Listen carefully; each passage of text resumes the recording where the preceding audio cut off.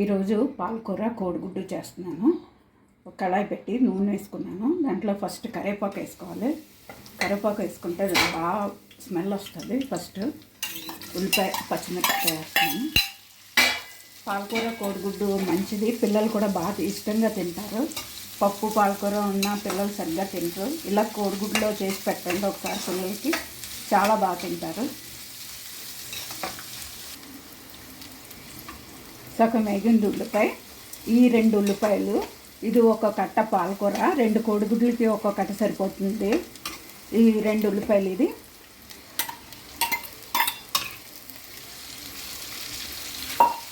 పాలకూర వేసి కొంచెం మగ్గనివ్వాలి. ఉల్లిపాయ కూడా కొంచెం వేయాలి. 2 కలిపి వేగుతాయి. మూత పెట్టి కానీ రేపు ఉంచుతాం, 10 నిమిషాలు ఉంచుతాం.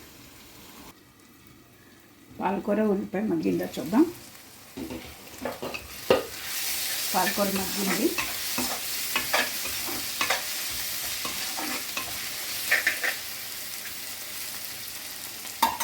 ఇప్పుడు ఉప్పు అన్నీ వేసుకుందాం. ఉప్పు,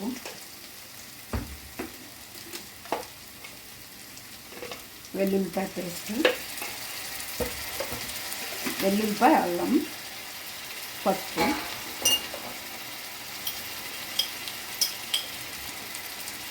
కారం, ధనియాల పొడి 1 స్పూను, చిన్న స్పూన్ జీలకర్ర. కొంచెం పచ్చివాసన పోయేదాకా వేపాలి. వేపాక కోడిగుడ్లు వేసుకున్నాం.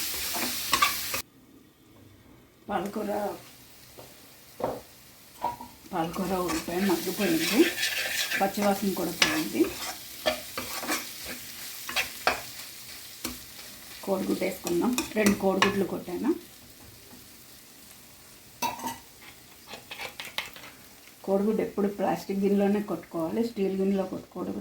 కోడిగుడ్డు వాసన వస్తుంది, తొందరగా పోదు. ప్లాస్టిక్ దాంట్లో అయితే వాసన ఉండదంట.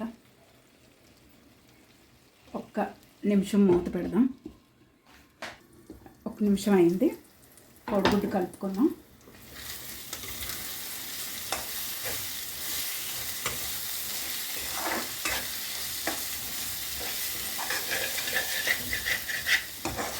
చాలా బాగుంటుంది. పిల్లలు బాగా ఇష్టంగా తింటారు ఈ కూర. పిల్లలు చేసి పెట్టండి. పెద్దలకు కూడా చపాతీలోకి బాగుంటుంది, అన్నంలోకి కూడా బాగుంటుంది ఈ కూర.